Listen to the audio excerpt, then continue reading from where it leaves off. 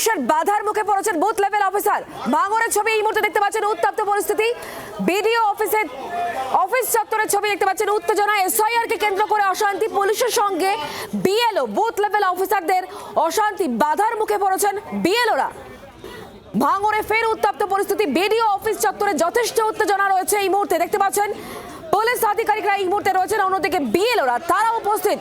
পুলিশের সঙ্গে বিএলওদের ধস্তাধস্তি ঠিক কি কারণে জানাবেন আমাদের সঙ্গে প্রসেনজিৎ রয়েছেন প্রতিনিধি টেলিফোন লাইনে। প্রসেনজিৎ, কি চলছে ভাঙড়ে? দেখো, এখনো পর্যন্ত বলা যেতে পারে ভাঙড় যে ঘটকপুকুর আছে বাসন্তী হাইওয়ে, সেই বাসন্তী হাইওয়ে কিন্তু একরকম পথ অবরোধ হয়ে আছে এবং বিএলওরা কিন্তু রাস্তায় বসে তারা কিন্তু বিক্ষোভ দেখাচ্ছে এবং পুলিশের সাথে বলা যেতে পারে একরকম ধস্তাধস্তি হয় বিডিও বা ভাঙড় বিডিওতে, এবং সেখানে কিন্তু বিএলওরা একটা ডেপুটেশন দিতে যায় এবং সেখানে কিন্তু পুলিশ বাধা দেয় বলে কিন্তু অভিযোগ, এবং এরপরেই কিন্তু বলা যেতে পারে পুলিশের সাথে এই বিএলওদের একটা ধস্তাধস্তি হয় এবং তারপরে বলা যেতে পারে যে এই ভাঙড় যে বাসন্তী হাইওয়ে আছে সেই ঘটকপুকুর চৌমাথায় কিন্তু এই মুহূর্তে কিন্তু বিএলওরা বসে সেখানে কিন্তু অবস্থান কিন্তু যে বাসন্তী হাইওয়ে যে সমস্ত গাড়ি চলাচল সেই চলাচল একরকম বন্ধ হয়ে আছে। ডেপুটেশন কি কারণে?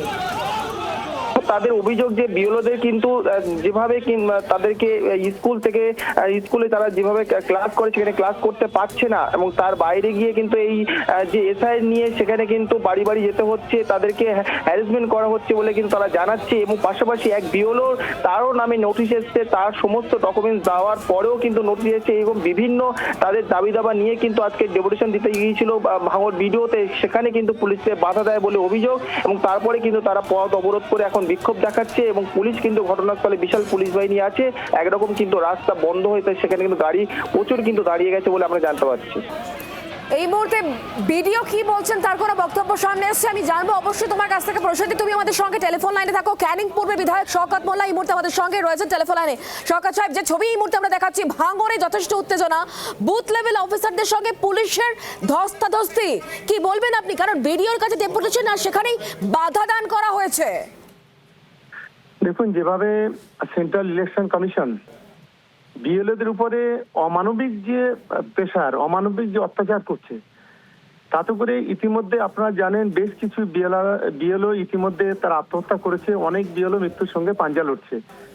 বিএলওদের নতুন নতুন নির্দেশিকা জারি করছে, প্রতিদিন সন্ধ্যাবেলা যদি 500 থাকে সকালে দেখা যাচ্ছে 700। বিএলওরা নিজেরা অতিষ্ঠ হয়ে উঠেছে, তারা নিজেরা কাজ করতে পারছে না। অনেক বিএলও আমাদেরকে বলছে, দাদা আমাদের সুইসাইড করা ছাড়া বিকল্প কোনো রাস্তা নেই। এর সমস্ত কিছু নায়ক হচ্ছে কি সেন্ট্রাল ইলেকশন কমিশন, এই জ্ঞানেশ কুমার, যিনি বিজেপির মদতে এই নোংরা খেলা বাংলাতে খেলতে চাইছে।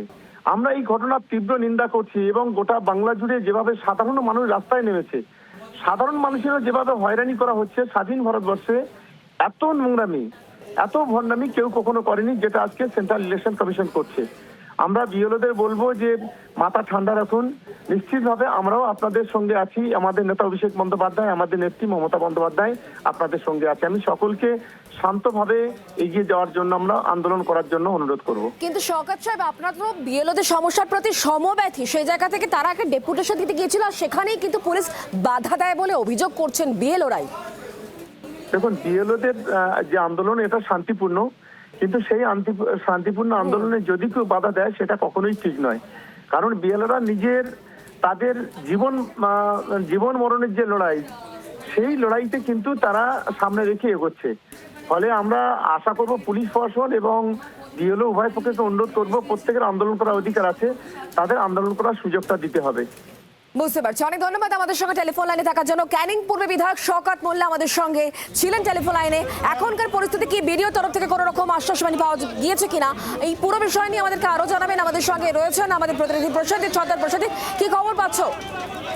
দেখো, এখনো পর্যন্ত যেটা আমরা জানতে পারছি যে বিএলওদের সাথে একটা পুলিশের ধস্তাধস্তি হয় এবং সেখানে কিন্তু পুলিশের গার্ডওয়াল ভেঙে বলা যেতে পারে বিএলওরা বিডিওতে যায় এবং সেখানে একটা ডেপুটেশন দেয়, কিন্তু তারপরেও বলা যেতে পারে বাসন্তী হাইওয়ে সেখানে তারা একরকম বসে অবস্থান করছে এবং সেখানে কিন্তু যে ব্যস্ততম যে রাস্তা, তুমি জানো বাসন্তী হাইওয়ে একাধিক গাড়ি, যেখানে মালঞ্চ, বসিরহাট, বাসন্তী এবং ভাঙড়ের ওপর দিয়ে যে সমস্ত গাড়িগুলো যায়, সেই গাড়িগুলো রাস্তায় দাঁড়িয়ে আছে। পুলিশ চেষ্টা করছে তাদেরকে একরকম সেখান থেকে তুলে দিয়ে সে পথ কিন্তু ক্লিয়ার করতে, কিন্তু বিএলওরা কিন্তু সেখানে অবস্থান করছে। পাশাপাশি তোমাকে বলে রাখবো, এক বিএলও আছে যে মোফাজুর রহমান, তার নামেই নোটিশ এসছে এবং সে অভিযোগ করছে বিভিন্ন ডকুমেন্টস কিন্তু তিনি সাবমিট করেছিলেন, তারপরেও এই নোটিশ, এবং সেই নিয়ে কিন্তু একটা উত্তেজিত হয়ে যায় এবং পুলিশের সাথে কিন্তু এই বিএলওদের কিন্তু একটা ধস্তাধস্তি কিন্তু দেখা যায় এবং এই মুহূর্তে কিন্তু অবরোধ করে তারা অবস্থান করছে বলে আমরা জানতে পারছি।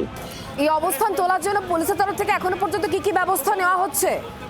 দেখো, এখনো পর্যন্ত বলা যেতে পারে ভাঙড় থানা পুলিশ এবং ট্রাফিক পুলিশ তারা কিন্তু তাদেরকে বোঝাচ্ছে সেখান থেকে উঠে যেতে, যেহেতু একটা ব্যস্ততম রাস্তা এবং প্রশাসনের লিখিতভাবে কিন্তু বিএলওরা যাতে দেয় সেটা কিন্তু একটা লিখিত অভিযোগ, সেটা কিন্তু তারা জানাচ্ছে এবং পাশাপাশি কিন্তু তারা যে ডেপুটেশন দিতে গিয়েছিল সেই বাধা সৃষ্টি হওয়ার পরে কিন্তু তারা তারপরেই কিন্তু বলা যেতে পারে এই বাসন্তী হাইওয়ের ওপর তারা অবস্থান করছে।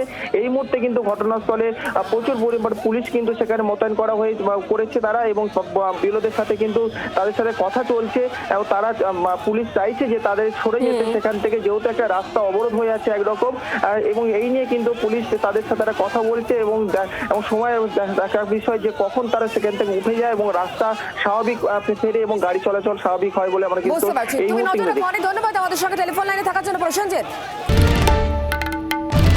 বাংলার আওয়াজ, বাঙালির আবেগ, জি 24 ঘন্টা।